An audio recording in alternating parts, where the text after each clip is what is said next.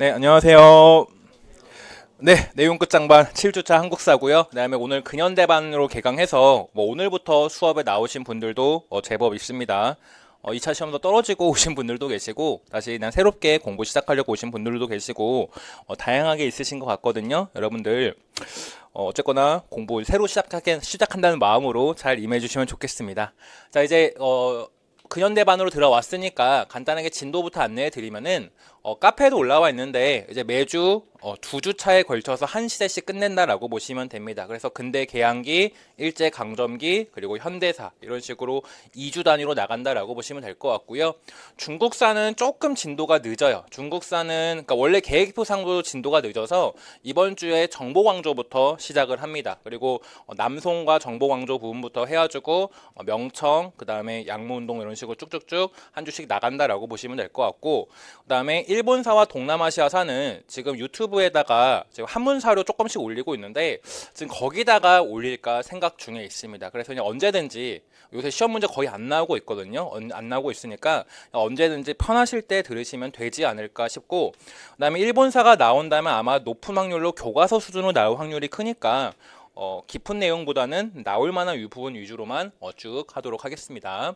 네, 그래서 그렇게 보시면 될 것 같고, 그다음에 이제 매주 나가는 프린트들은 1, 2월 달이랑 큰 차이는 없습니다. 동일한 구조로 나가고 있고요. 앞에 용어 설명들, 그러니까 전년도에 쿨리라던가 전환곡이라던가 이런 개념을 알아야, 정확한 개념을 알아야 풀 수 있는 문제들이 나와서 그런 것들 대비하고자 이런 것들을 수업 시간마다 한 10개씩 주고 있는 거고요. 그런 것들 이렇게 풀어보다 보면은 뭔가 하나씩은 건드리지 않을까라는 생각을 하고 있어요. 그래서 전년도에는 4, 6월 달 때만 이걸 했었는데 전년도에 사용론 같은 게 여기서 이렇게 나오기도 했었거든요. 나오기도 해서 이런 것들 풀어보다 보면은 분명히 도움이 되실 거라 믿고, 이거는 웬만해서는 1년 내내 하고 싶은데 어떻게 조금 더 고민을 계속 해 보도록 하겠습니다. 그래서 이런 것들이 있고, 뒤에 문제 같은 것들은 원래 이제 1, 2월 달보다는 조금 더 생략해가지고 좀 교과서 텍스트를 없애고 간단하게 그냥 질문 같은 것들 주는 방식으로 했고요. 여기 지겹게 1863, 1873 나오는 이유는 여러분들 기억하게 하려고 일부러 이렇게 반복적으로 넣은 거니까 같이 보시면 되겠습니다. 자, 그럼 이제 오늘 이제 교재 374페이지부터 보도록 하겠습니다. 교재 374페이지부터 보도록 하면은 근대국가 수립의 노력이라고 되어 있고, 사실 그 앞장에 보면은 교육과정상에서의 내용 요소와 성취 기준이 쭉 나와 있습니다. 즉 이제 우리 출제위원들한테는 이 교육과정과 기출문제가 가장 1번으로 참고할 자료들이니까 여러분들이 출제위원이라면 뭘 낼 수 있을까를 늘 염두에 보시기 바래요. 사실 전년도에 나온 문제는 이렇게 내용 요소에 딱 떨어진다기보다는 그냥 성취 기준에 보게 되면은 개항 이후 경제 침략과 그런 것들로 인한 경제적 변화와 관련된 부분을 가지고 시험 문제 내신 것 같거든요. 시험 문제 내신 것 같은데, 이런 식으로 여러분들의 시민한국사든 교과서든 뭐든 다 좋으니까 보시면서 이런 것들과 관련해서 어떤 것들이 출제가 될 수 있을지를 늘 생각해 보시기 바래요. 생각해 보시기 바라고, 그 다음에 전년도에 시민한국사 2권에서 근현대 부분이 조금 출제가 된 편이긴 한데, 사실 시민의 한국사 수준으로 문제가 나온다라고 한다면은 정답률이 그렇게 높지는 않습니다. 정답률이 높지는 않아서 우리가 시민한국사를 보는 이유는 전년도의 고난도 문제라던가 개론서상으로 좀 이해할 부분이 필요하다 싶은 부분들을 위해서 보는 거고, 근현대는 특히 시민한국사보다 더 중요한 거는 사실 교과서이긴 해요. 교과서이긴 해서 여러분들이 시민한국사까지 볼 자신이 없으시면은 고등학교 한국사 교과서 한두 종 정도만 진도에 따라서 가시면은 충분히 우리 올해 근현대사 파트에서도 고득점 받으실 수 있을 것 같고요.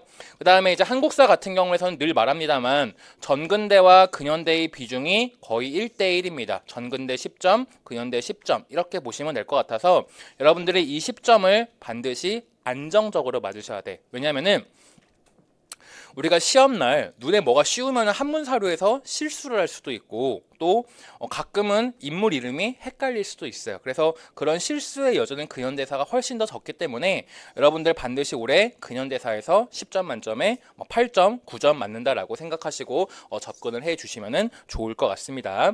자, 그럼 이제 넘어가도록 할게요. 교재 본격적인 진도부터 쭉 나가도록 하면은 이제 근현대 파트는 여기는 이제 정치사, 독립협회와 대한제국 이전까지의 기출문제만 그냥 표로 수록해 놓은 부분인데 그냥 교과서에 나오는 정도의 주제들만 시험 문제 나왔다라고 보시면 될 것 같아요. 그래서 시민한국사는 가끔 이제 어려운 내용들 용어로 우리가 같이 보는 거고 가장 기본은 교과서 내용 정도다라고 보시면 될 것 같고 사실 이 기출문제 도표를 보시면 알겠지만 여태까지 기출문제의 대부분은 1890년대 이전에서는 거의 출제가 되지 않았습니다. 1890년대 이후, 즉 가보개혁, 그다음에 이후에 대한제국과 독립협회 이런 부분들이 기출문제에 많이 나온 파트여서 여기는 근대 개항기 파트에서도 조금 출제 비중은 적은 편이다라고 보시면 될 것 같고 다만 최근에 시험 문제가 조약 체제가 최근에 한번 이 부분에서 나온 적이 있어서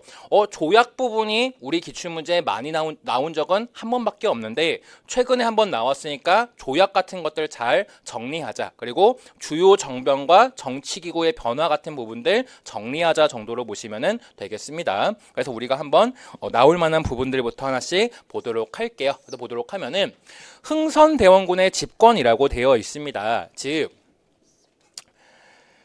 우리 아까 제가 이제 형성평가가 완성된 형태의 형성평가가 있고 가볍게 한두 줄로 쓴 형성평가 문제가 있는데 가볍게 쓴 형성평가 문제 아까 가볍게 봤던 거에 보면은 흥선대원군이라고 하는 인물이 1863년부터 1873년에 이르기까지 권력을 장악했다라고 되어 있었습니다. 즉 고종이라고 하는 인물이 즉위하는 연대가 1863년이다라고 보시면 될 것 같고 그 이듬해부터를 고종 1년, 고종 원년이라고 하게 됩니다. 그래서 그래가지고 1873이라고 한 시기는 고종 10년까지다라고 보시면 될 것 같아서 고종 즉위년부터 고종 10년까지가 흥선대원군이라고 하는 인물이 권력을 장악했던 시기다라고 보통 이해를 해요. 그래서 이 흥선대원군이라고 하는 인물 어떻게 등장했냐부터 쭉 보도록 하면은 먼저 이 조선이라고 하는 나라가 현재 놓여 있는 상태부터 보도록 할게요. 현재 놓여 있는 상태부터 보면은 우리 이야기를 했습니다. 이 세도 정치, 즉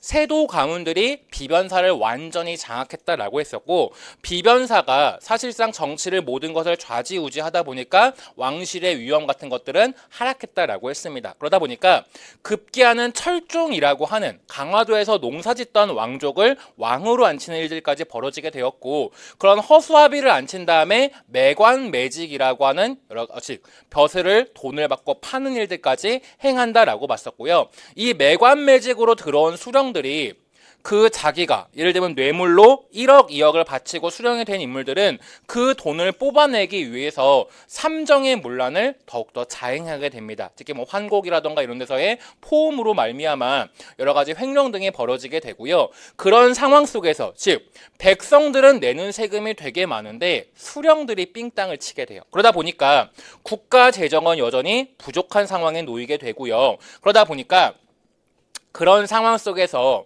지금 서양엔 옆에 청나라와 아편 전쟁 등을 치르고 있다 보니까 서양의 배가 조선의 해안가 등에 자주 출몰하게 된 등 일등이 벌어지게 되고 그러면서 평등 의식을 가지고 만들어진 평등 의식에 기반한 천주교라던가 동학이라던가 이런 종교가 널리 확산이 되면서 이 조선 왕조가 굉장히 동요되고 있었다 정도로 보시면 되겠습니다. 그런 상황 속에서 어떤 일이 지금 이제 벌어지게 되냐면은 철종 사망 이후에 조대비라고 하는 인물이 있습니다. 이 조대비라고 하는 인물은 우리가 이름까지 외울 필요는 없지만 어떤 인물이냐면은 순조라고 하는 왕이 있었어요. 즉 정조의 아들이 순조다라고 했었고 순조 이후에 원래는 세자가 한 명이 있었습니다. 그 세자와 혼인을 하였던 여인이 바로 이 조대비라고 보시면 돼요. 그래서 조대비는 남편이 왕이 된 인물은 아니에요. 왜냐하면 이 순조의 세자가 얼마 되지 않아서 금방 죽어버려요.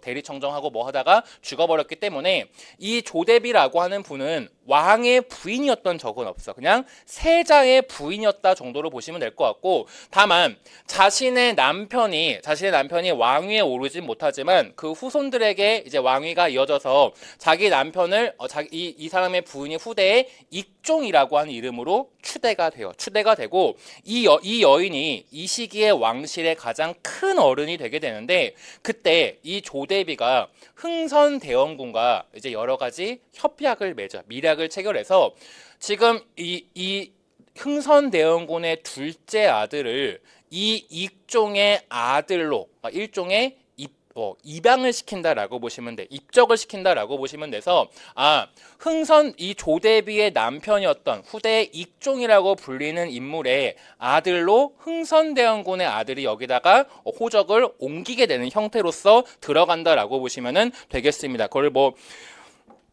입후하였다라고 표현을 하게 되는데 어쨌거나 그걸 통해 가지고 흥선대원군의 어린 아들이 즉위를 하게 되는 결과가 나타나게 된다라고 보시면 될 것 같고요. 어쨌거나 아들내미가 아직 어린 상태였기 때문에 그의 아버지, 보통 왕의 아버지를 대원군이라고 칭하게 되는데 이 흥선대원군 이하응이라고 하는 분이 실질적인 권력을 다 장악한 형태로서 여러 가지 개혁들을 추진한다라고 보시면 되겠습니다. 여러 가지 개혁을 추진하게 되고요. 어쨌거나 그냥 이런 상태에 있다 정도로 보시면 되겠고 이 흥선대원군에게는 아직 적장자가 아니라 서장자가 있는데 지금 둘째 아들에게 넘어간 거거든요. 그래서 나중에 서장자, 첫째 아들이 여러 가지 역모 사건이라도 이런 데 연루되는데 그건 이따가 보도록 하고 어쨌거나 이렇게 쭉 보게 되면은 정치 질서 재정비에 보게 되면은 과거 기출문제 이제 지문 같은 데다가 나온 것이 뭐였냐면은 이 시기에 비변사가 드디어 단계별로 축소가 되고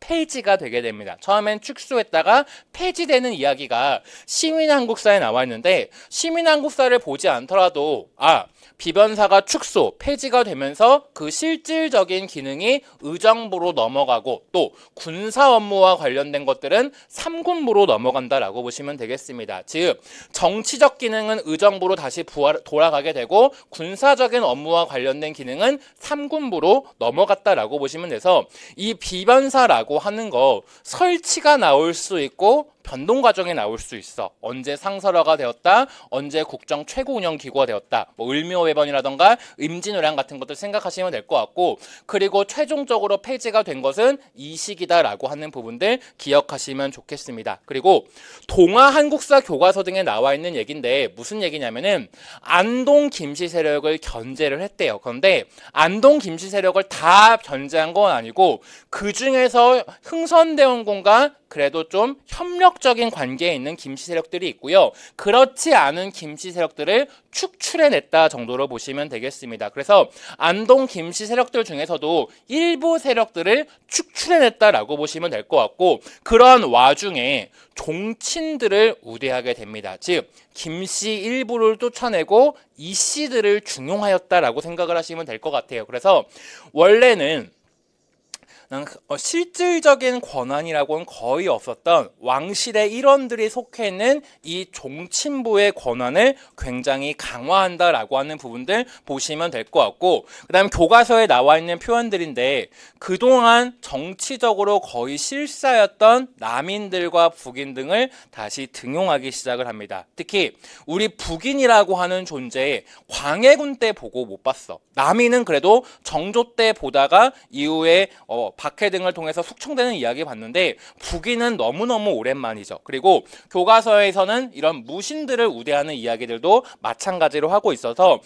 이 무신들 삼군부라던가 이런 것들이 부활이 되면서 이전보다 다시 정치적 비중이 높아지는구나 라고 하는 부분들 봐주시면 되겠습니다. 그 정도 보시면 될 것 같고요. 그 다음에 대전회통이라고 하는 것을 여러분 꼭 기억을 하셔야 돼요. 왜냐하면은 우리 양란 이후에 속대전 나오고 대전 통편 나온다라고 했어. 영조와 정조 때 속대전과 대전 통편 나온다라고 했었고요. 그 다음에 이 고종 시기에 대전 회통이라고 하는 것이 나오게 되는데 이 시기에 세도 정치 시기를 거쳐가면서 문란해진 정치 질서를 재정비하기 위해서 이런 법전과 같은 것들이 편찬되는구나 라고 보시면 돼. 즉 대전 통편을 잇는 새로운 법전으로서 대전 회통이라고 하는 것이 나온다라고 보시면 될 것 같고 그 다음에 각 관하에 여러 가지 해야 될 일들, 즉 각 관청의 사목 등을 정리한 해야 될 일들 목록이에요. 사목들을 정리한 육전조례라고 하는 것들을 편찬하게 돼서 각 관청들별로 해야 될 일 등을 구체적으로 정리한 육전조례 같은 것들이 있구나라고 보시면 돼서 세도 정치 이후에 다시 국왕 중심의 통치 질서를 재정비하기 위해서 이러한 법전 등을 편찬하였다라고 보시면 돼. 국왕 중심 통치 질서로 재정비하기 위해서였다라고 하는 부분들 보시면 될 것 같고요. 그 다음에 이 당시에 이양선이 출몰하던 시기이기 때문에 삼수병, 즉 포수병을 중심으로 한 삼수병을 강화한다라고 하는 것들 보시면 될 것 같고, 그 다음에 중요한 건 아닌데 심도포량미라고 하는 것이 몇몇 개론서에 나와 있거든요. 이거는 뭐냐면은 강화도의 방비를 강화하기 위해서, 강화의 군사력을 강화하기 위해서 결당, 토지 1결당 1두를 추가적으로 징수하는 것을 바로 이 심도포량미라고 한다라고 보시면 되겠습니다.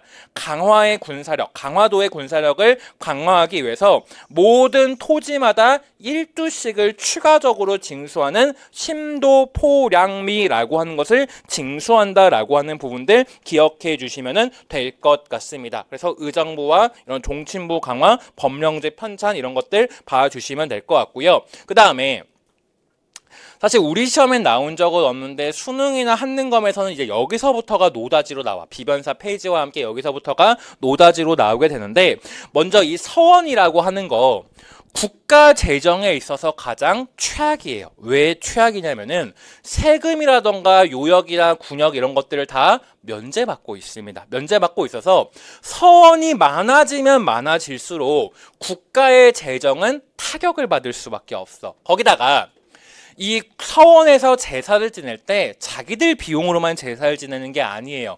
주변 농민들에게 야, 우리 몇 월 며칠에 제사 지낼 거니까 얼마씩 갖다 바쳐라고 하는 명세서를 뿌리고 그거를 징수하는 형태입니다. 그러다 보니까 농민들에게 대한 수탈이 굉장히 심한 곳이 서원이라고 하는 기구입니다. 서원이라고 하는 기구여서, 그래서 이런 문제가 되는 기구들 모두 철폐하겠다라고 하면서 먼저 상징적으로 이 만동묘라고 하는 것부터 밀어버리기 시작을 합니다. 우리 만동묘 송시열이 만든 거라고 했어. 누구? 명나라 황제, 임진왜란 때 우리를 도와준 명나라 황제 등을 기리기 위해서 만동묘라고 하는 것을 만들었는데, 그거의 철폐를 시작으로 대부분의 서원과 이런 것들을 다 밀어버려요. 즉 이전에 유학자 한 명당 한 개 서원만 만들 수 있다는 겁니다. 즉 이 시기에 서원들은 워낙 많아지다 보니까 구영모라고 하는 유명한 유학자가 있었다라고 한다면은 구영모를 기르는 서원들이 지방 곳곳에 있는 경우가 많았다고. 지방 곳곳에 있는 경우가 많은데 한 개만 남겨두고 모두 밀어버리는 원칙을 통해 가지고 서원들을 정리한다라고 보시면 될 것 같고요. 그러다 보니까 당연히 국가 재정은 확충이 될 수밖에 없어. 하지만 누가 반발할 수밖에 없다? 양반층이 반발할 수밖에 없습니다. 왜냐면은 이 서원이라고 하는 것은 이 양반층의 일종의 근거지야. 학문 연구를 하는 일종의 근거지이기 때문에 자신들이 학문 연구를 하고 자기들 붕당이라던가 이런 곳에 기반이 되는 근거지가 되는 곳이 없어졌기 때문에 반발할 수밖에 없었다. 그래서 당시 조선 조정은 국가 재정 확충을 위해서 이런 면세와 면역의 특권을 받는 서원을 정리할 수밖에 없었지만, 그것을 학문 연구 기관으로 생각하고 있던 양반층들은 많은 반발을 할 수밖에 없었다라고 하는 부분들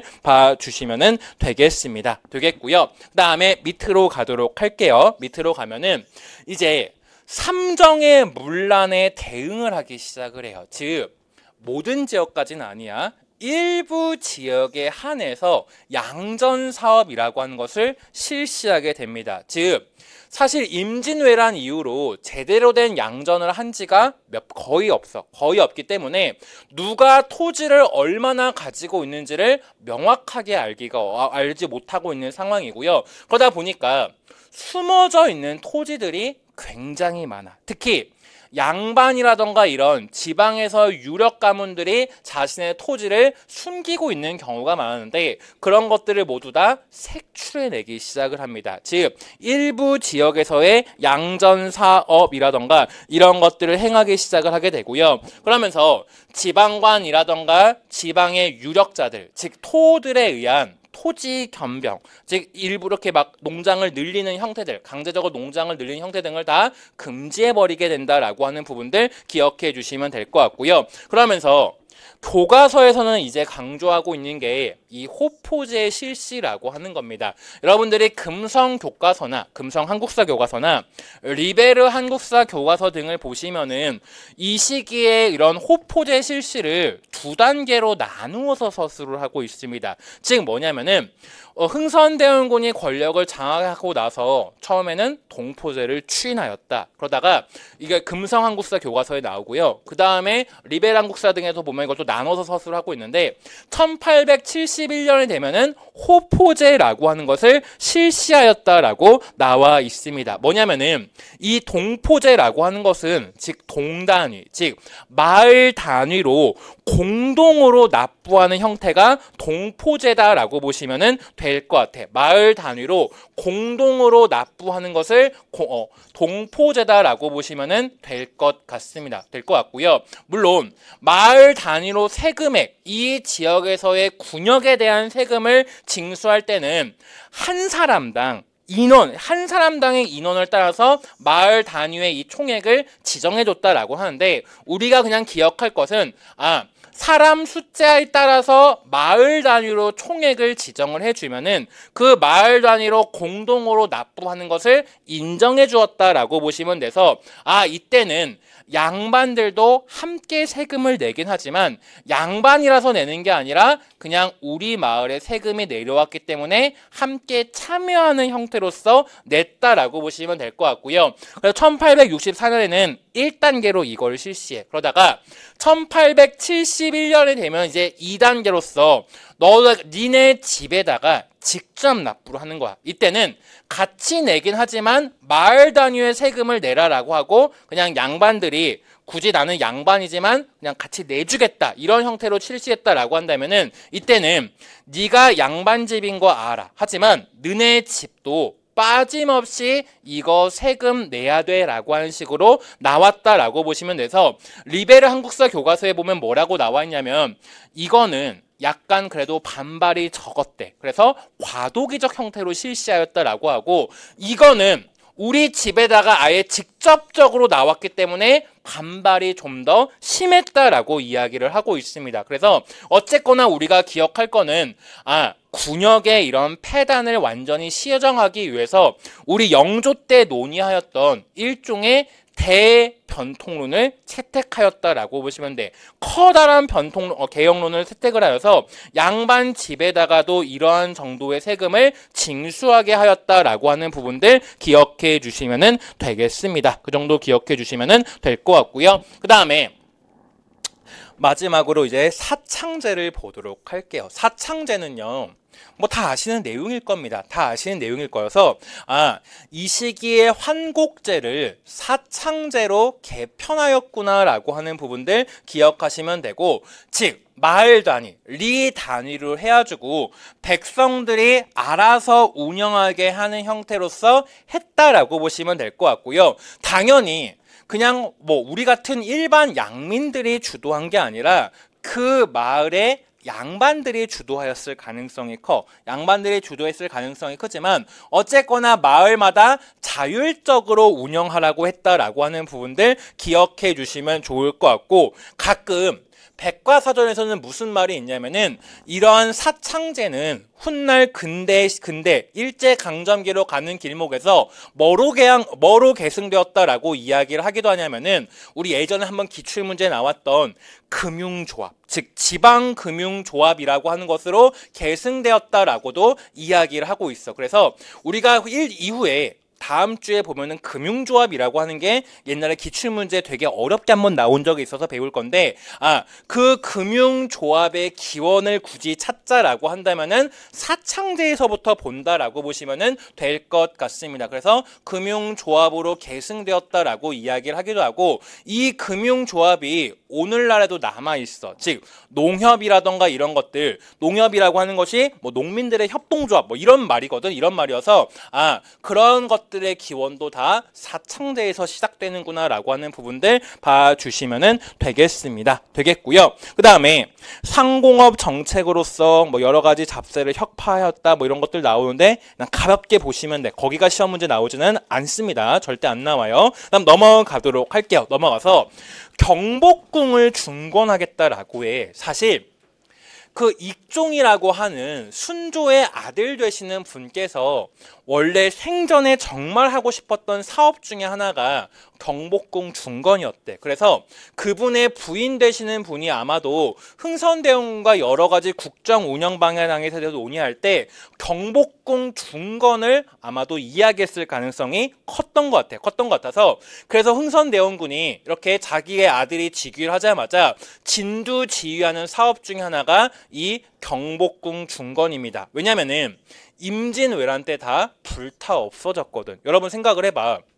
여러분이 노량진에 공부를 하러 왔는데 저기 웬 불탄 흔적이 나와 있는 데가 있어. 그리고 거기에 보면은 구영모 집이었다가 불타 없어졌다라고 하는 비석만 남아 있어. 그러면은 여러분들이 구영모라고 하는 사람을 어떻게 보겠어요? 아, 화재로 전 재산을 잃어버린 불쌍한 사람이다라고 생각을 할 거 아닙니까? 마찬가지야.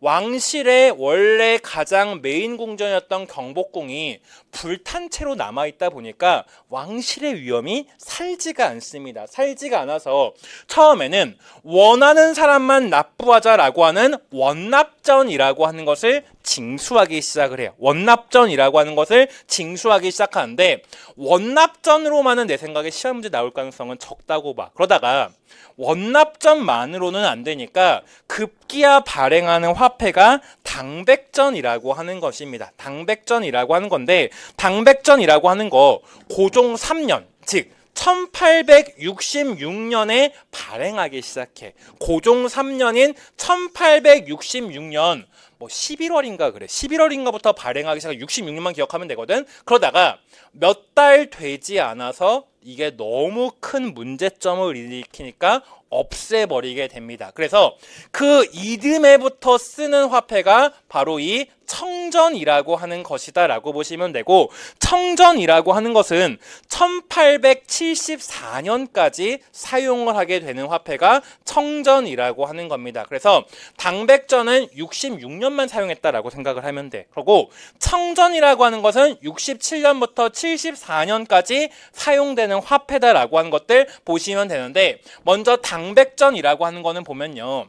기존의 화폐에 100배의 가치를 지닌 화폐입니다. 즉 이전의 상평통보에 100배의 가치를 지닌 화폐야. 근데 문제가 뭐냐면은 오늘날이랑 생각하면 안 돼. 이때는 상평통보라고 하는 화폐를요. 녹여도 이걸 화폐로 쓰지 않고 녹여도 거기서 나오는 뭐 동이라던가 이런 물질이 상평통보만큼의 가치 정도는 돼. 그러다 보니까 사람들이 믿고 쓴다고. 그런데 거기다가 갑자기 100배의 가치를 부여하게 되는 거야. 그러다 보니까 사람들이 예전 상평통보는 녹여도 그 가치가 됐는데 지금 이 당백전이라고 하는 것은 녹이면은 가치가 100분의 1밖에 되지 않네라고 생각을 하게 되고요. 또 그러다 보니까 무슨 짓들을 많이 벌이냐면은 불법적으로 기존의 상평통보를 녹인 다음에 당백전을 사사로이 만드는 경우도 되게 많았어. 그러다 보니까 이 당백전이라고 하는 고액 화폐가 갑자기 엄청나게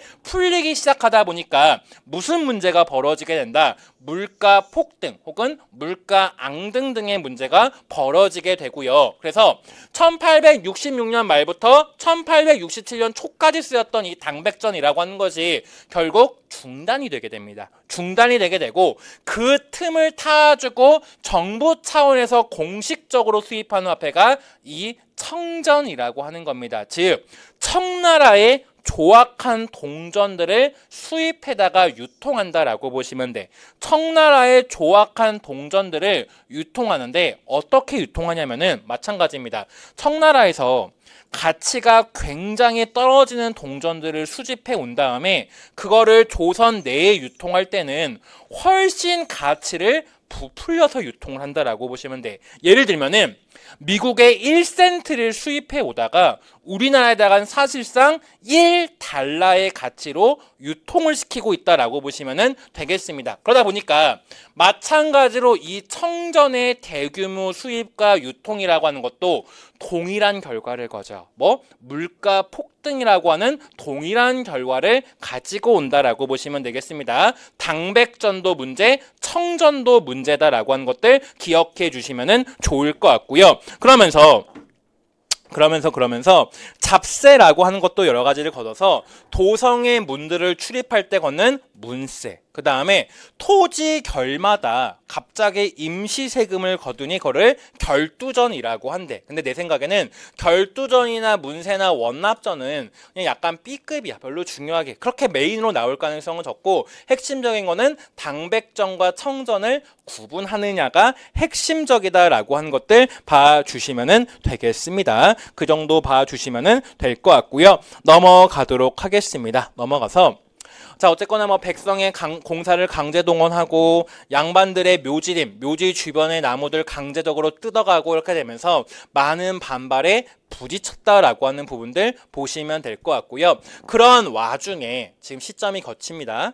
이 당백전을 이제 막 주조하고 있던 그 무렵에 그 직전에 병인박해와 병인양요라고 하는 것이 터지게 됩니다. 그래서 병인박해라고 하는 거는 뭐냐면은 당시에 흥선대원군이 프랑스 선교사의 알선을 통해서 러시아의 위협을 막고자 무언가 프랑스와 여러 가지를 논의했으나 실패를 하게 됩니다. 왜냐하면은 당시 천주교 신자였던 시민한국사에 보면 나와, 별 중요한 인물은 아닌데 남종삼이라고 하는 인물이 이런 대책을 흥선대원군 쪽에게 이야기를 했대. 천주교, 즉 프랑스를 통해가지고 그들과 협의를 해보는 게 어떠냐라고 해서 북경에 와 있던 프랑스 선교사라던가 이런 이들과 무언가 논의를 하게 되었고, 하지만 그런 것들이 결과적으로 실패하게 되었대. 그런데 이런 남종삼과 흥선대원군이 논의했다는 사실이 흥선대원군 반대 세력에게 알려지게 되었대. 예를 들면은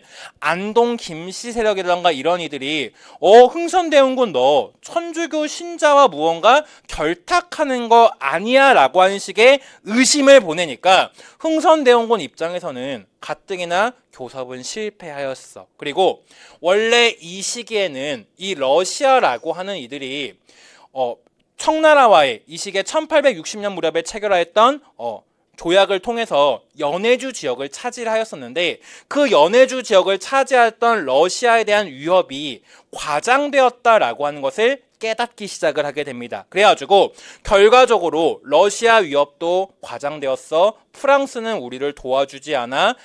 반대 세력은 내가 천주교와 뭐를 하려고 했던 시도를 알고 나를 비난하려고 해. 그럴 바에는 내가 확실하게 탄압하는 모습을 보여주겠다라고 하면서 탄압의 길로 간다라고 보시면 될 것 같고요. 그러자 이런 탄압에 열받은 프랑스가 결국 함대를 보내가지고 침략하는 이야기가 쭉 나온다라고 하는 부분들 봐주시면 되겠습니다. 봐주시면 돼서 밑에 흥선대원군의 이런 포고령 같은 것들은, 흥선대원군과 고종의 포고령 같은 것들은 천주교 프랑스와의 연합이 실패하면서 벌어진 사건이었다라고 하는 부분들 봐주시면 되겠습니다. 봐주시면 될 것 같고요.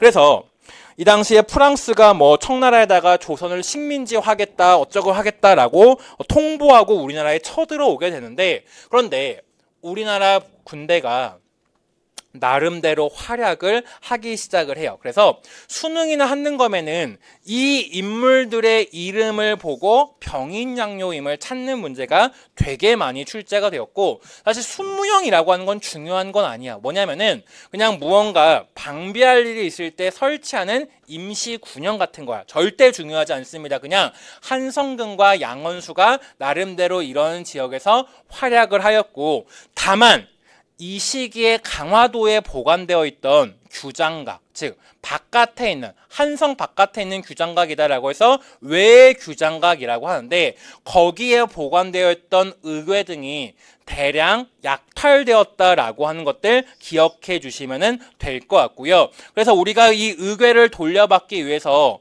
김영삼 정부 무렵에 그 우리나라 고속철도를 설치할 때 이때 프랑스가 딜을 쳤어. 이거 돌려주겠다라고 딜을 쳐가지고 우리의 KTX가 프랑스 걸로 이제 쓰이게 되는 결과로 가지고 왔다라고 하는 부분들 봐주시면 되겠습니다. 그 정도 보시면 될 것 같고, 그러면서 이제 영향을 보도록 할게. 그러니까 사실 이거는 고등학생들이 이거 가지고 푸는 거지 우리 시험에 이걸로 장난치진 않을 거거든. 근데 우리 시험에서 만약 이 부분을 어렵게 낸다라고 한다면은 시민의 한국사든 아니면 한국 근대사 1권이든 여러 책에 나오는 내용이 뭐냐면은 서양 물품을 교역할 시에는 처형하겠다라고 하는 이야기가 나오게 됩니다. 즉 뭐가 이 시기에 교역 체제가 바뀌게 돼요. 어떻게 바뀌냐면은 원래는 우리나라에서 홍삼을 수출을 하고요. 홍삼을 수출하고 청나라로부터 서양목이라고 하는 것을 수입을 해왔다고. 왜냐하면은 당시 청나라가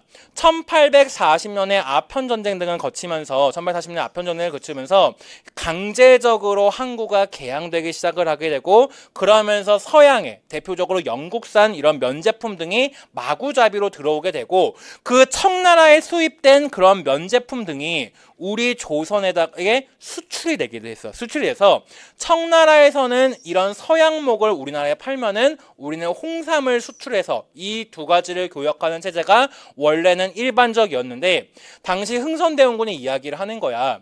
저 프랑스 애들이 병인박해를 가지고 침입했다고 하나 저들이 정말 침입한 목적은 경제적인 이유 때문이다. 우리가 이런 것들에 대한 관심이 없으면은 우리가 아무리 박해를 저지더라도 저들은 우리에게 관심이 없을 것이다 라고 봤다고. 그래서 원래는 이 교역 체제였어. 그러다가 이거를 금지하라고 하니까 그 다음부터 이제 대안으로 떠오른 게 뭐다? 우리는 홍삼을 팔고 청나라에서는 뭐를 수입해 온다? 청전을 수입해 오는 것으로 바뀐다라고 보시면 돼.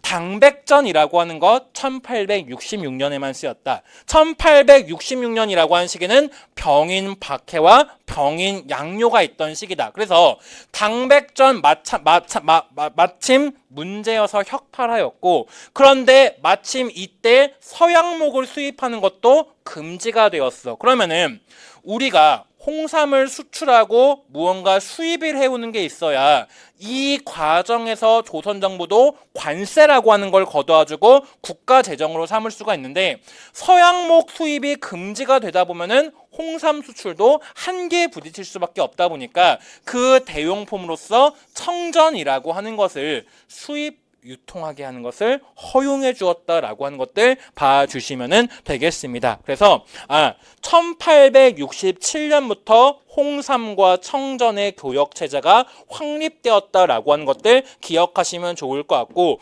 놀랍게도 이 이야기는 동아한국사 교과서에도 수록이 되어 있습니다. 동아한국사에도 수록이 되어 있고요. 그러면서 이 시기에 이제 강화도 지역 등을 방비하는 이 진모형의 위상이 강화되었다라고 하는 이야기도 동아한국사에 나와 있습니다. 그래서 서양 문물의 교역을 금지하였다. 진모형의 위상을 강화하였다. 동아한국사에 나와 있다라고 하는 것들 봐주시면 될 것 같고요. 그러면서 포군 등을 여기에 배치해서 대포라던가 화포 같은 것들을 쏘는 것들을 더욱더 강화하였다. 강화도 지역에 강화하였다라고 하는 부분들 봐주시면 되겠고요.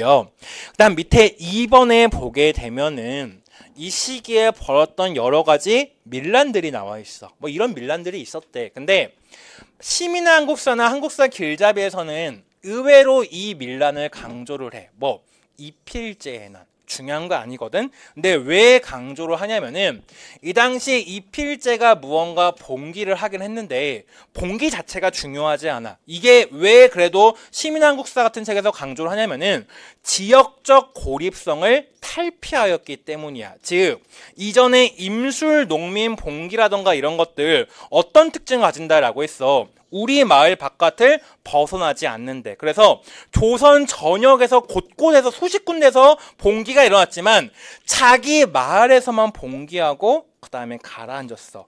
연말과 연대를 해서 무언가 진격하려는 시도를 하지 않았는데 이필제의 밀란 때 그런 지역적 고립성을 탈피하였다라고 하는 얘기가 시민한국사 20 같은 책에 나와 있어서 이필제는 그냥 고립을 탈피하였다. 지역적 고립성을 탈피하였다라고 하는 것만 기억해 주시면 되겠습니다. 그 정도만 기억해 주시면 될 것 같고요. 그 다음에 이 1866년은 뭔가 마각기였던 해인가 봐. 여러분 생각해봐. 병인박해가 있었고 병인양요가 있었고 당백전 주조했다가 실패하는 것들이 있었어. 그리고 그 해에 또 무슨 일도 있었냐면은 제너럴 셔먼호 사건호가 있었습니다. 제너럴 셔먼호 사건이 있어가지고 이 시기에 미국 배였던 제너럴 셔먼호가 대동강을 거슬러 오자 당시 평안도 관찰사였던 박 교수가 이 배를 화공으로서 진압을 하게 됩니다. 진압을 하게 되고요. 그래서 이 배가 어느 순간부터 연락이 두절이 돼. 그래서 미국에서는 이 배의 행방을 찾기 위해서 굉장히 오랜 시간 노력을 하다가 결국 그 배가 조선에서 침몰되었다라고 하는 걸 알고 쳐들어온 사건이 신미양요다라고 보시면 될 것 같고요. 어쨌거나 배의 연락은 두절이 되었어. 그리고 그 와중에 또 벌어진 사건이 오페르트 도굴 사건이라고 하는 것이어서 당시 독일 상인이었던 오페르트라고 하는 인물이 미국인 자본주와 프랑스 선교사의 지원 아래 흥선대원군의 아버지가 되는 남연군의 묘를 도굴하려고 했대. 왜? 이 시체를 파주고 무언가 협상을 하려고 했던 것 같아. 협상을 하려고 했던 것 같은데 근데 이 묘가 약간 시멘트 같은 걸로 단단하게 포장되어 있다 보니까 도굴에 실패해요. 도굴에 실패하고 그냥 도굴 사건만 알려지게 돼서 어떻게 아버지의 무덤을 파려고 하는 저 흉악한 놈들이라고 하는 여론만 확산되었다라고 하는 것들 보시면 될 것 같고요. 어쨌거나 그 와중에 이제 미국이 제너럴 셔먼호 사건을 구실로 해서 쳐들어오게 되는데 그때 이들은요. 마찬가지야. 미국도 이 배에 불탄 거를 구실로 내세우고 그에 대한 보상금, 배상금을 이야기하지만 궁극적으로 그들이 원하는 거는 통상조약 체결입니다. 왜냐면은 지금 중국이라고 하는 거대한 시장을 개항을 하였어. 그리고 옆에 일본 시장도 개항을 한 시기야. 근데 여기에 있는 자그마한 국가가 아직 개항이 안 되니까 서양의 국가들이 중국과 일본 오가는 와중에 조선이라고 한 나라가 궁금하고 이 조선이라고 한 나라가 자기들이 가지고 온 면제품 같은 것들 관심 많다라고 한 이야기가 오니까 자꾸만 이러한 것들을 요구한다라고 하는 것들 보시면 될 것 같고요. 그래서 미국과의 전쟁은 이분만 기억하면 돼. 누구? 어제연. 한능검에도 어제연만 늘 나왔어. 뭐 어제연 장군이 가지고 있던 이 깃발이라고 하는 것이 미국 정부로 넘어갔다가 뭐 돌아왔다 뭐 이런 얘기가 쭉 나와서 어제연이 활약한 전투는 신미양요다라고 하는 것들 봐주시면은 될 것 같습니다. 될 것 같고요. 마찬가지로 사실은요, 미국이 승리를 계속 거둡니다만 조선 정부가 끝까지 이 수교 협상에 응하지를 않아요. 그리고 당시 미군은요, 남북 전쟁이라던가 이런 것들을 거치면서 온 최정예 부대인데 이들도 고개를 갸웃갸웃해. 왜? 조선의 저 병사들 정말 무섭게 싸운다라고 하는 것들 이야기를 한단 말입니다. 이야기를 해가지고 이 시기에 사실은 굉장히 우리나라가 그 병인양요 등을 거치면서 조악한 실험들을 많이 해. 왜냐면은 저 총이라고 하는 거, 저 화포라고 하는 거 어떻게 하면 막을 수 있을까라고 해가지고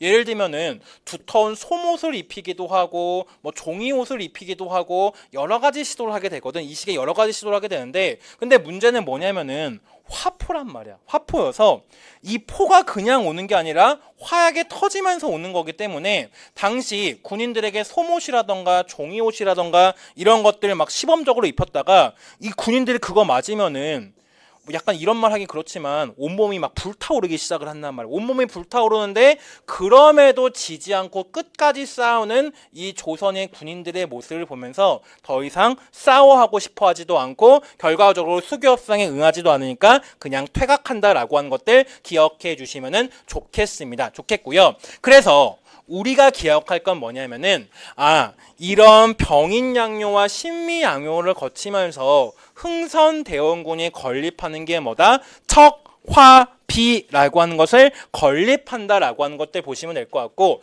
다만 우리 시험, 이건 고등학교 애들이 푸는 정도에서 나오는 거지, 우리 시험에서는 오히려 나올 만한 건 뭐냐면은 이때 건립한 척화비를 언제 뽑아내느냐가 오히려 우리 시험에 나올 만한 것 같아. 언제 뽑아버리게 된다?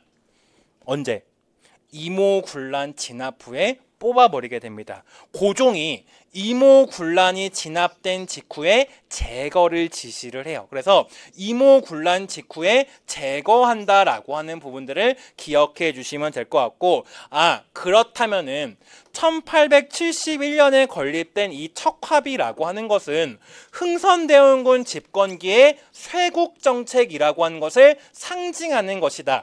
국가를 봉쇄하는 정책을 상징하는 것이 척화비라고 한다면은 1882년에 이모군란이 진압된 다음에 이거를 제거한다는 것은 뭐를 의미하는 것이다? 정부가 개화정책이라고 하는 것을 공식적으로 추진하겠다라고 하는 것을 표방하는 것이다 라고 생각을 하시면 돼서, 척화비의 건립은 쇄국정책을 상징한다라고 한다면은 척화비의 제거라고 하는 것은 개화정책을 공식적으로 추진하겠다라고 하는 것을 표방하는 것이다 라고 하는 것들 기억해 주시면 될 것 같고요. 잠깐 쉬었다가 2교시 나가도록 하겠습니다. 잠깐 쉬겠습니다.